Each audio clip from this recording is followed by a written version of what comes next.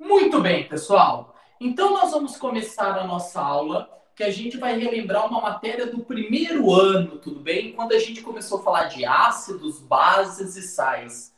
E a gente começa falando dessa matéria sobre teoria de Arrhenius, tudo bem?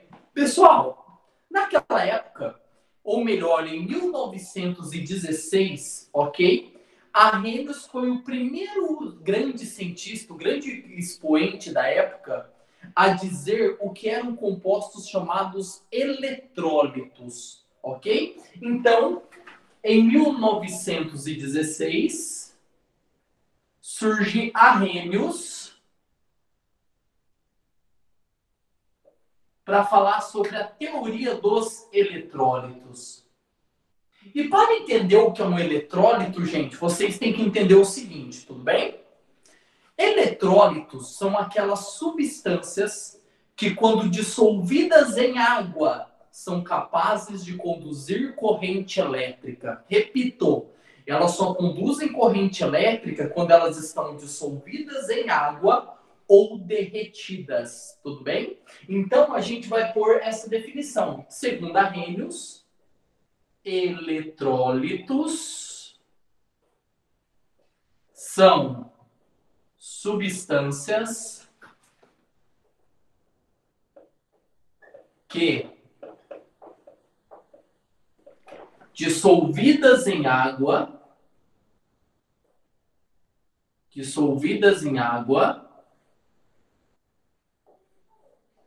são capazes de conduzir eletricidade ou corrente elétrica. Então, pessoal, vocês já devem ter ouvido falar, por exemplo, que se cair um raio na água do mar, na água salgada, o tranco, a condutibilidade elétrica é muito mais forte do que se for na água doce. Por quê? Devido às presenças de sais, que esses sais, quando dissolvidos em água, são capazes de aumentar a condutibilidade elétrica. A água pura, pessoal, a chamada água destilada, a gente já falou bastante desse tipo de água. Elas não conduzem corrente elétrica, porque ela não tem sais ou substâncias dissolvidas capazes de conduzir essa corrente elétrica. A água pura. Qualquer substância que estiver dissolvida nessa água, capaz de conduzir corrente elétrica, torna aquela solução aquosa um eletrólito. Então, por que, que a água que a gente toma da torneira conduz corrente elétrica? Porque a água da torneira não é pura, ela é uma água potável. Água potável quer dizer que ele tem substâncias que tornam ela apta para consumo. E algumas dessas substâncias são capazes de conduzir corrente elétrica. E aí vem a pergunta, Jura, mas o que o Arrhenius fez de experiência para confirmar se um composto é ou não é considerado um eletrólito? E aí, pessoal, tem uma experiência bem básica, bem praxe, né? Do Arrhenius, que é aquela assim, ó. Aqui é um plug de tomada, né? Um plugzinho de tomada. Aqui sai um fio elétrico. Nesse fio elétrico sai uma lâmpada elétrica, certo? E aqui 2 fios desencapados. Acredito que vocês lembram dessas experienciazinhas aí, né? Dessa experiência do primeiro ano do ensino médio, tudo bem? Então, aqui esse plug era ligado na tomada, aqui uma lâmpada, que eu fiz o desenho de uma lâmpada incandescente, igual aquelas antigas, aqui 2 fios desencapados, né, com aquela parte de cobre aparente. E aqui ele colocou um copo. E nesse copo, pessoal, ele mergulhava diferentes líquidos, né? Primeiro, ele mergulhou água, né? Nesse copo aqui tinha água. E dentro dessa água, ele dissolvia várias substâncias, né? E aí, qual que era a ideia que ele tinha? Se eu dissolver uma substância, a lâmpada acendesse, quer dizer que ela era um eletrólito, porque ela está conduzindo corrente elétrica. Agora, se eu jogar uma substância e a lâmpada não acender, quer dizer que ela não é um eletrólito. Então, essa era uma experiência que ele fazia para descobrir se a substância dissolvida em água era eletrólito ou não era eletrólito. Uma coisa importante, tá, gente? Esses fios não podiam encostar, porque se encostar ia conduzir corrente elétrica, porque ia fechar o circuito. O objetivo do Arrhenius nessa experiência era descobrir que as substâncias que ali dissolvida fizessem a lâmpada acender, mesmo os fios estando separados. E assim que ele determina um eletrólito. Tudo bem, pessoal? Então, algumas experiências que Arrhenius fez. Ele pegou água pura e jogou aqui dentro. A lâmpada não acendeu. Aí ele pegou um pouquinho de açúcar, jogou aqui na água. E ele percebeu que com açúcar e água, a lâmpada também não acendeu. Não era um eletrólito. Ok? Aí ele pegou o sal de cozinha puro, igual a gente compra no mercado. Colocou os 2 fiozinhos no sal de cozinha pura e a lâmpada não acendeu. Só que a hora que ele pegou esse sal de cozinha, jogou na água e misturou, o que, que aconteceu com a lâmpada? A lâmpada acendeu. Isso quer dizer, pessoal, que o sal puro e a água pura não conduzem corrente elétrica. Só que quando mistura os dois numa solução de sal e água, a lâmpada acendeu, tornando essa solução um eletrólito. E isso foi deixando o pessoal, o Arrhenius, intrigado. Ele falou assim, por que algumas substâncias dissolvidas em água são condutoras de corrente, são eletrólitos, e outras não? E aí Arrhenius, pessoal, conseguiu dividir os compostos em 3 grandes grupos. E a partir desses 3 grandes grupos, ele conseguiu estabelecer uma teoria para cada um, do porquê que a lâmpada acende ou não. E o primeiro desses grandes compostos que a gente fala são os ácidos. Tudo bem? Então a pergunta é: o que são ácidos e por que que os ácidos são considerados eletrólitos? Tudo bem? Então, pessoal, olha a explicação que Arrhenius tinha para ácidos, tudo bem? Quando nós estávamos no primeiro ano do ensino médio, a gente aprendeu que ácido é qualquer substância que começa com o símbolo H, desde que não seja H2O, desde que não seja água. Então, vamos lembrar de alguns exemplos do primeiro ano do ensino médio de ácido. HCl, HBr, H2SO4, que é o ácido sulfúrico. A próxima aula, pessoal, nós vamos falar um pouquinho de ácidos, tudo bem? Então, vamos pegar um ácido aqui, por exemplo, ó. Imagine aqui que eu tenho água, tudo bem, pessoal? Água.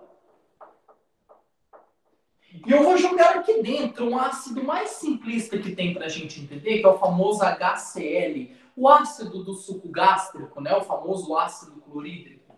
Então, eu vou jogar aqui dentro, tudo bem? HCl. Certinho, pessoal? Joga aqui dentro HCl. E aí, Arrhenius percebeu que ao jogar HCl na água, o HCl conduziu corrente elétrica. Puro, sem água, o HCl não conduz corrente elétrica. Ele só conduziu corrente elétrica a partir do momento que jogou em água. E a explicação era, por que que o HCl, ao ser jogado na água, conduziu corrente elétrica? E a explicação é a seguinte, pessoal, presta muita atenção. Se aqui dentro tem água, quer dizer que aqui dentro tem moléculas de H2O. Concorda comigo? Eu tenho várias moléculas de H2O. Quando eu jogo o HCl aqui dentro, que é um composto covalente, covalente quer dizer que entre o H e o Cl eles compartilham elétrons, e eu aproveito até para falar, pessoal, todo composto ácido é molecular, faz ligação covalente. Quando ele joga na água, a água obriga a molécula de HCl sofrer um fenômeno chamado ionização. Ionização quer dizer que o HCl vai se transformar em íon. Ele não é íon, ele se transforma em íon a partir do momento que joga em água. E quando eu falo íon, vocês têm que lembrar que é quando eu tenho carga positiva, um cátion, e carga negativa, um ânion. Tá, Júlia, mas como a água faz ele se transformar num íon? Da seguinte maneira, pessoal. Quando joga na água, essa molécula de HCl se quebra. Ela se quebra. A água, ela absorve para si, ou seja, ela puxa para si a molécula de H2O, o H. Só que a hora que ela puxa esse H, ela obriga o H a perder o elétron dele. Então o H fica na forma H+. Então, pessoal, olha que interessante. A fórmula da água é H2O. Com mais um H que vai entrar na fórmula da água, ela forma H3O+. Jura, de onde surgiu esse H3O+? 2H era da água, mais esse H da HCl. E como esse HCl veio sem elétron, ele fica com a carga positiva. E ao perder esse elétron, quem que é que captura esse elétron? O Cl, se transformando em Cl-. Pessoal, o que eu quero que vocês percebam? Vocês percebem que quando forma H3O+ e Cl-, eu tenho o íon positivo e íon negativo? São esses íons livres que faz com que os ácidos tornem-se eletrólitos condutores de corrente elétrica. Então, pessoal, o que faz o ácido ser um bom condutor é a presença de íons livres. Mas que fica uma coisa bem clara, hein, pessoal? O ácido só libera esses íons livres a partir do momento que está dissolvido em água. Então, que fica bem claro, os ácidos puros podem estar no estado sólido, líquido ou gasoso. Eles não conduzem corrente elétrica. Os ácidos só conduzem corrente elétrica a partir do momento que está dissolvido em água, porque quando eles dissolvem em água, eles sofrem um fenômeno chamado ionização. Ionização. Tudo bem? Ionização significa-se transformar em íons. Transformar em íons significa o HCl, como todos os outros ácidos, eles fazem ligação covalente. A partir do momento que joga na água, a água transforma o HCl em íons. E esses íons que fazem conduzir corrente elétrica num fenômeno chamado ionização. Então, ionização é pegar um composto que não é iônico e transformar ele em iônico. Tudo bem, pessoal? Essa matéria eu acho que está fresquinha na cabeça de vocês, né? A gente aprendeu no primeiro ano, aí faz uns 2 anos que a gente aprendeu essa matéria, né?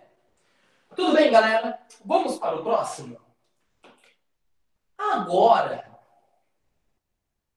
a gente vai falar um pouquinho de bases, tudo bem? Vamos falar um pouquinho das bases agora. Certinho, galera?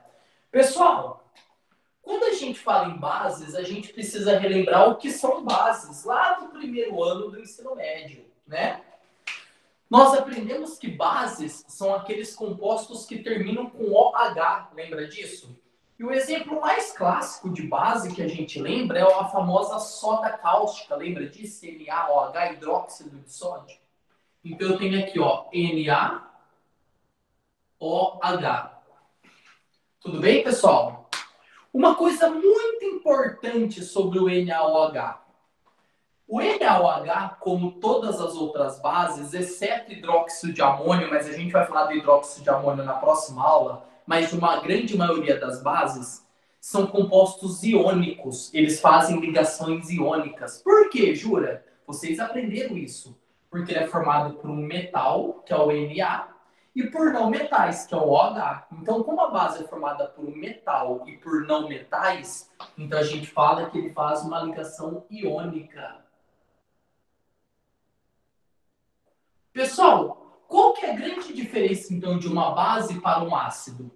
O ácido faz ligação covalente. Como ele faz ligação covalente, eu tenho que transformar ele em íon para conduzir corrente elétrica. Por isso o fenômeno é chamado ionização. Já as bases é um pouquinho diferente. Como as bases já fazem ligação iônica, quer dizer que ela não precisa se ionizar, porque ela já é iônica. Isso quer dizer, pessoal, que a base nem precisa da água para conduzir corrente elétrica. Se você derreter uma base, derreter, esquentar ela até ela virar líquida, ela já se torna um eletrólito. Diferente dos ácidos que precisa da água para tornar um eletrólito. O ácido, pessoal, ele só conduz corrente elétrica se tiver água. As bases não. As bases, elas conseguem ser eletrólitos tanto dissolvida em água quanto derretida. Porque derretida no estado líquido, ela já consegue liberar esses íons. Tudo bem, pessoal? Então, o que acontece nas bases diferente dos ácidos? Tudo bem? Então, aqui eu também tenho água, tudo bem? Vou dar o mesmo exemplo que eu dei para o ácido. Então, aqui tem água. E o que acontece de diferente, pessoal? Quando eu jogo a base na água, essa base se quebra no Na. Esse Na libera seu elétron, ficando Na+. E quem é que recebe o elétron do Na+? O OH-. Muito bem, o OH-. Pessoal, como nos ácidos, as bases também têm ou não têm íons livres, íons capazes de conduzir corrente elétrica? Sim, ele tem o íon Na+ e o íon OH-. Então, pelo fato de ter esses íons livres, apresentar esses íons livres, faz com que as bases também sejam condutoras de corrente elétrica. Também são eletrólitos. Porém, que fica uma coisa bem clara, pessoal, que fica bem claro. No ácido, eu preciso transformar o ácido em íon, num processo chamado ionização. Já nas bases, como ela já é iônica, a função da água aqui é só quebrar esses íons. Só fazer isso aqui, ó. Quebrar o Na+ do OH-. Por isso, nas bases, pessoal, o fenômeno não chama ionização. O fenômeno se chama dissociação iônica. A dissociação iônica, pessoal, nada mais é a quebra, ou seja, a ruptura dos íons que já existe. Então, pessoal, que fique bem claro, nos ácidos eu tenho que transformar em íon, ionização. Nas bases, eles já são íons, já é uma ligação iônica, então eu só tenho que quebrar, por isso é dissociação iônica. Ô, Júlio, então eu posso falar que todo covalente que conduz corrente elétrica tem que sofrer ionização para conduzir corrente elétrica? Sim. E todo composto iônico para conduzir corrente elétrica tem que sofrer dissociação iônica? Sim. Composto iônico não sofre ionização, ele sofre dissociação iônica. Do mesmo jeito que composto covalente para conduzir corrente elétrica não sofre dissociação, ele sofre ionização. Tudo bem, galera? Agora falta mais uma classe de compostos, que são sais, que vai sofrer o mesmo fenômeno que as bases. Como assim, professor, vai sofrer o mesmo fenômeno? Quer ver, pessoal? Imagina aqui que eu tenho um copo, ok? Eu tenho um copo. Nesse copo eu tenho água, igual eu estou fazendo nos outros exemplos. Então aqui também tem água, ok? Água. Só que aqui eu vou jogar um sal. E o sal mais comum que a gente aprende lá no primeiro ano é o famoso cloreto de sódio, o sal de cozinha, o NaCl, né? Então eu vou pôr a fórmula dele aqui, ó, NaCl. NaCl. E olha para o Jura, pessoal. Como o Na é um metal e o Cl é um não metal, metal e não metal é ligação iônica. Concorda comigo? Vocês aprenderam isso. Metal com não metal é ligação iônica. Então aqui tem uma ligação iônica, ó. Iônica. O que significa, então, ser uma ligação iônica, pessoal? Que como ele já é íon, você não tem que transformar ele em íon para conduzir corrente elétrica. É o mesmo caso das bases. A água está ali apenas para fazer a dissociação, ou seja, a quebra dos íons do Na e do Cl. Quando esse NaCl se quebra, pessoal, ele quebra em Na+, mais Cl-. Então, pessoal, como nas bases os sais também conduzem corrente elétrica quando tem água ou quando eles derretem. Então, se você pegar o sal de cozinha, esquentar até ele derreter, sal de cozinha derrete em torno de 900 e poucos graus, tá? Então, se você pegar um sal de cozinha, esquentar até ele derreter, ele consegue liberar o Na+, o Cl- sem precisar da água. Então, o único que precisa da água obrigatoriamente para ser um eletrólito são os ácidos. Bases e sais você consegue tornar eletrólito apenas derretendo. Tudo bem, pessoal? Então, como nas bases, os sais também sofrem o que a gente chama de dissociação iônica. Dissociação iônica. Tudo bem, pessoal? Gente, uma coisa importante que eu queria socializar com vocês agora, tudo bem? Como é que eu escrevo em forma de equação química o que está acontecendo com cada um? Eu vou escrever primeiro para a base, para o sal, e eu vou deixar o ácido por último para a gente fechar essa primeira parte da matéria, tudo bem? Pessoal, vamos lá então?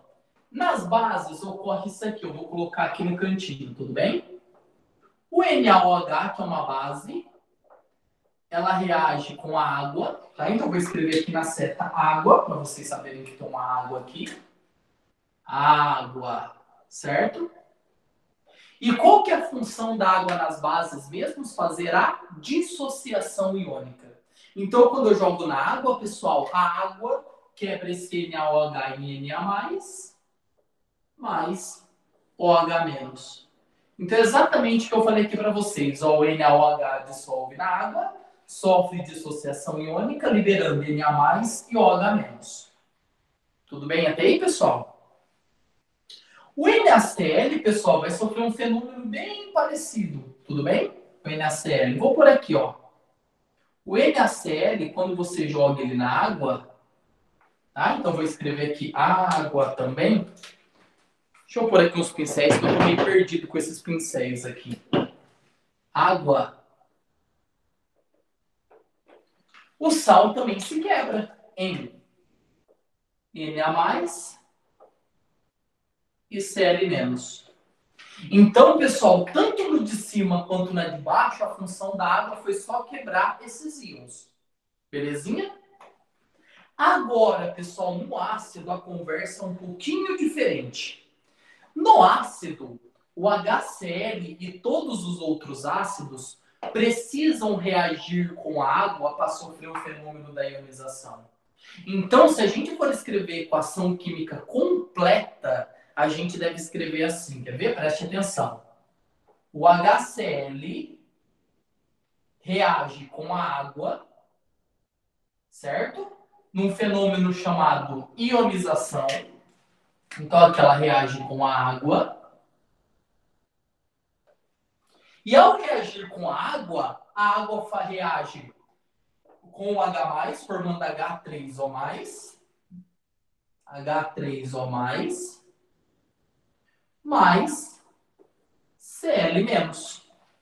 Gente, essa é a maneira completa, é a maneira correta de se escrever o que acontece com o ácido na água quando sofre ionização. Porém, vocês vão ver que muitos livros trazem a maneira simplificada. Qual que é a maneira simplificada, Jura? Quando a gente oculta essa água, que é a maneira que a gente aprendeu no primeiro ano. A gente fala simplesmente que o HCl reagiu com a água,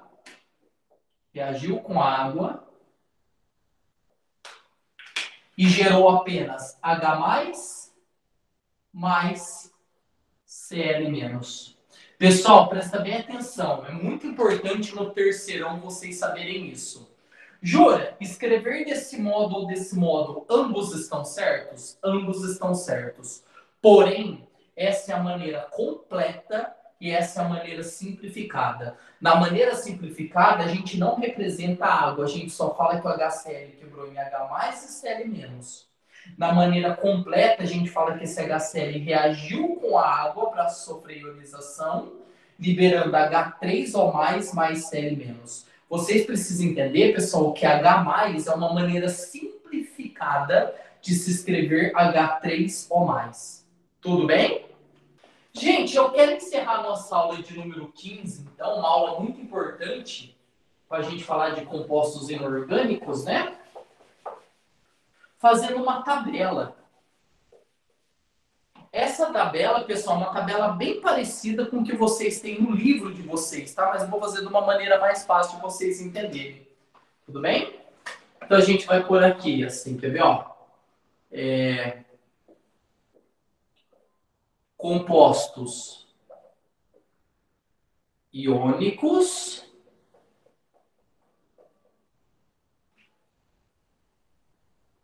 e compostos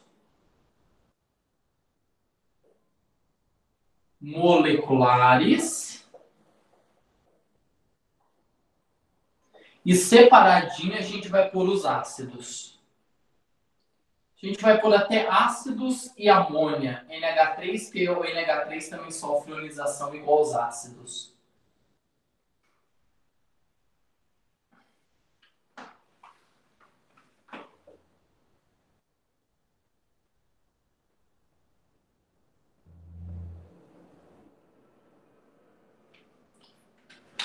Pessoal, percebam muito bem como eu vou fazer essa tabela para a gente encerrar essa matéria. A tabela é um pouquinho diferente da do livro de vocês, mas eu vou fazer de uma maneira que fica melhor para vocês entenderem. Tudo bem, pessoal? Vamos lá, então. Primeiro, dos 3 grupos que ensinei, ácidos, bases e sais, quem deles são compostos de caráter iônico, que fazem ligação iônica?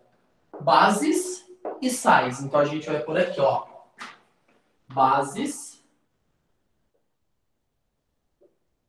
e sais. Certo? Como bases e sais já são iônicos, eles precisam sofrer ionização ou eles só quebram seus íons? Só quebram. Então a gente fala que tanto as bases quanto os sais sofrem o que a gente chama de dissociação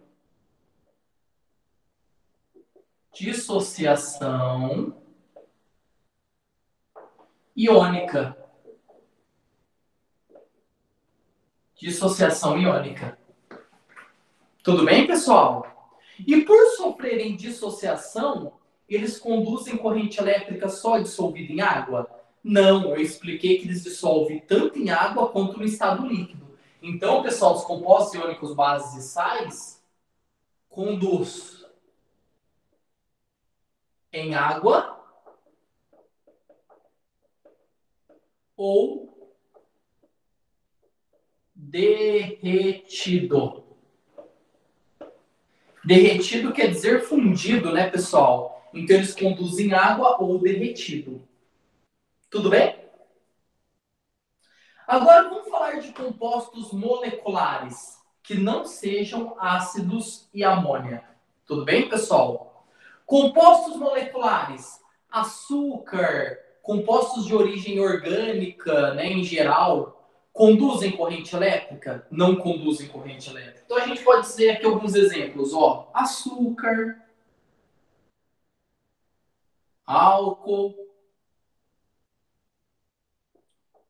glicerina, os compostos da química orgânica em geral, que são compostos covalentes, né? Hidrocarbonetos, tá? Eles não sofrem nenhum fenômeno. Eles nem sofrem dissociação nem ionização. Eles não sofrem nada. Por isso eles não conduzem. Ô, Jura, quer dizer então que se eu pegar açúcar, glicose e jogar na água, não vai acender a lâmpada? Não vai conduzir corrente elétrica? Não. Porque os compostos moleculares não sofrem ionização e nem dissociação iônica. Porém, os ácidos de amônia, eles sim, pessoal, eles conduzem corrente elétrica. Eles sofrem o que a gente chama aqui, por exemplo, HCl, H2SO4 e amônia, eles sofrem ionização. Eles são compostos covalentes especiais, pessoal. São compostos covalentes que, quando reagem com água, libera íon, por isso se torna condutor. Porém, repito, ácidos e amônia só conduz quando está dissolvido em água. Então, conduz em água. Pessoal, essa tabela aqui ajuda muito vocês a ter uma compreensão ideal do comportamento de compostos iônicos, moleculares e ácidos e bases, que são compostos moleculares especiais, tá bom? Qualquer composto iônico sofre dissociação iônica, cito como exemplo bases e sais, e conduz em água ou derretido. Compostos moleculares em geral não conduzem corrente elétrica, como açúcar, álcool, glicerina, porque eles não sofrem nem ionização nem dissociação iônica, tá bom? Ácidos e amônia, HCl, H2SO4, a própria amônia, são compostos covalentes especiais que, quando são jogados em água, sofrem um fenômeno chamado ionização. E a partir do momento que sofrem ionização, eles se tornam condutores de corrente elétrica apenas dissolvida em água. Tudo bem, pessoal? Gente, o que eu gostaria que vocês fizessem agora? Eu quero que vocês pegam a página 755,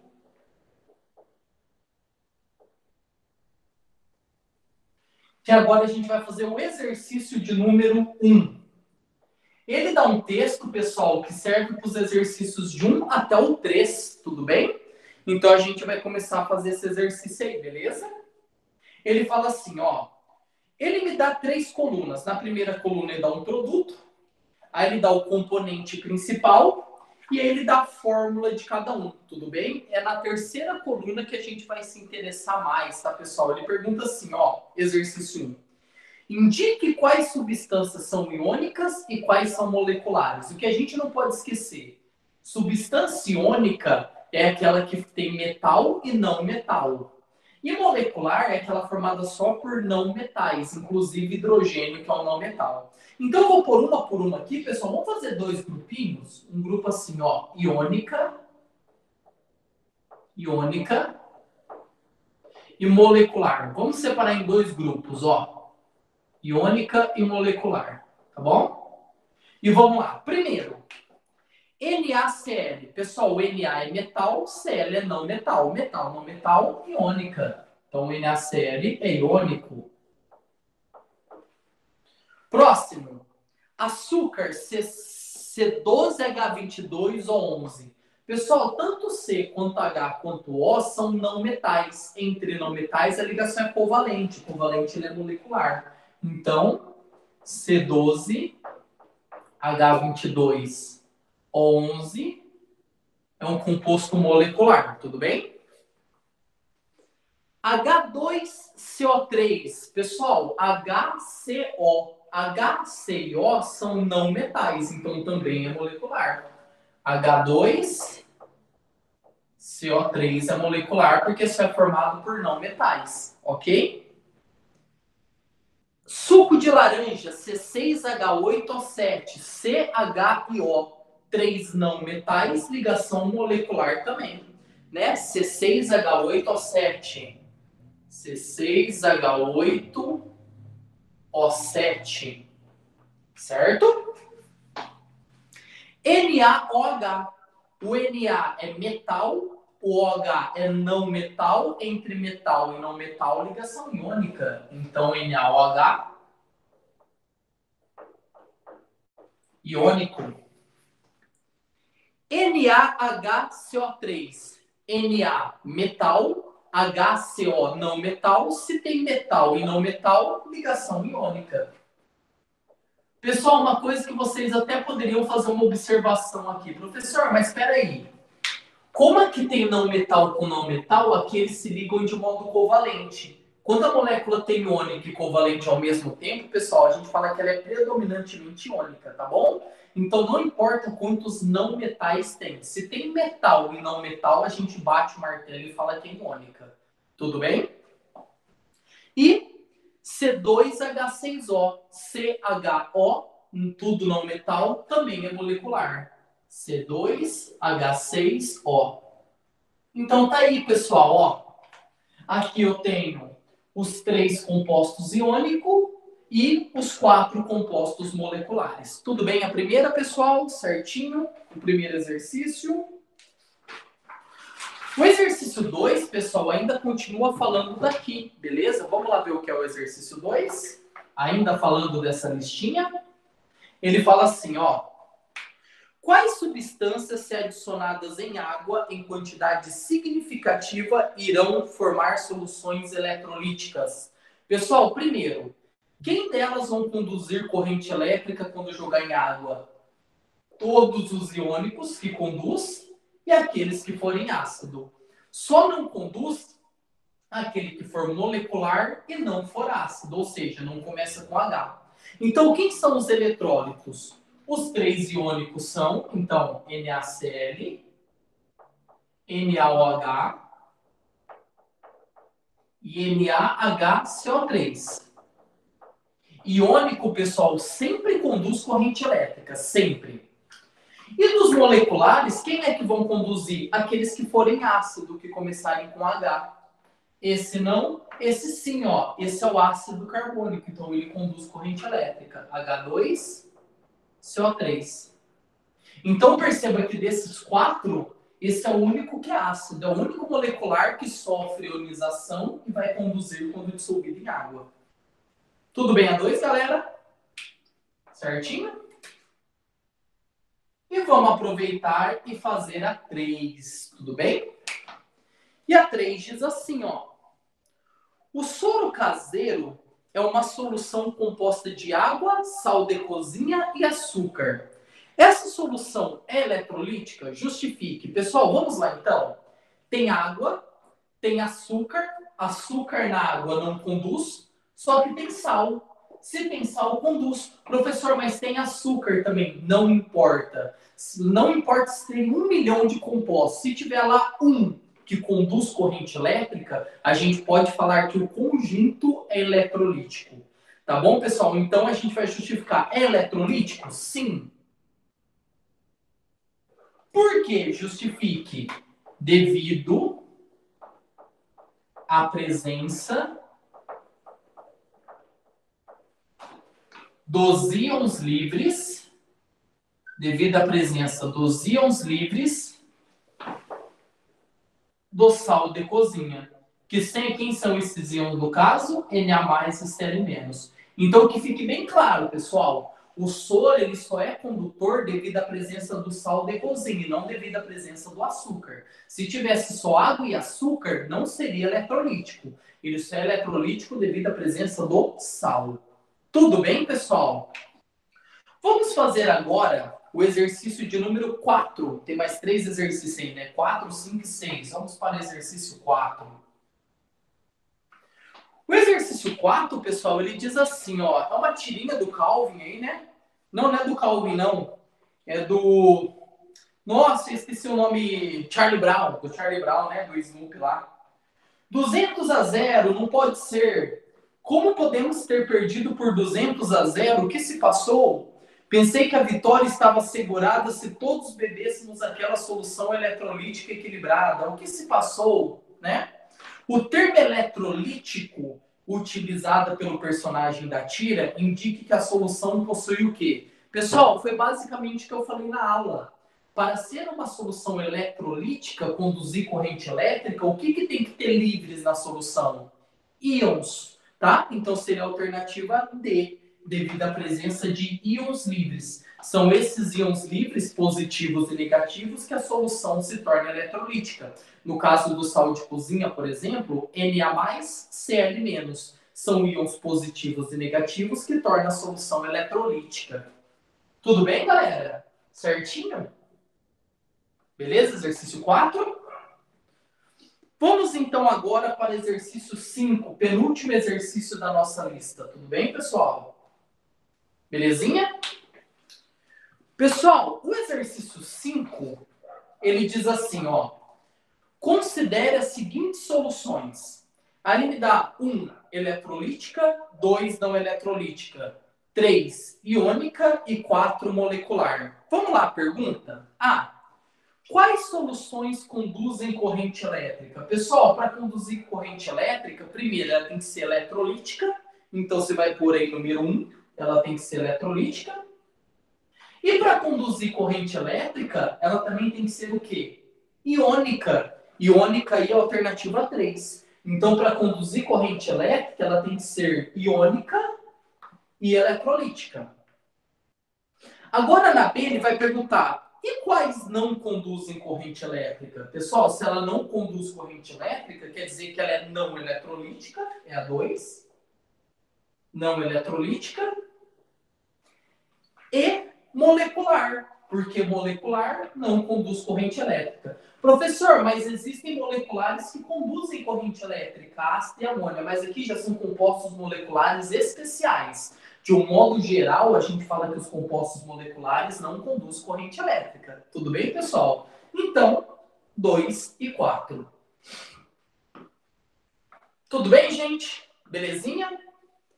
E desse modo, nós vamos para o último exercício, exercício de número 6. Beleza? Vou fazer uma divisãozinha aqui para a gente poder fazer o último exercício. Ele diz assim, ó. A substância X representada no circuito ao lado faz a lâmpada acender. É a mesma experiência que aquela que eu fiz com a Reynolds no começo da aula. Pode ser qualquer uma das espécies químicas a seguir, exceto, então a pergunta é a seguinte. Qual dessas alternativas A, B, C e D não faria a lâmpada acender? E a alternativa correta, pessoal, é a alternativa C. Vamos ver por quê? Vamos lá. A, H2SO4. Se começa com H, é ácido. E ácido conduz corrente elétrica. LiOH, como termina com OH, é uma base. Se é uma base, conduz corrente elétrica.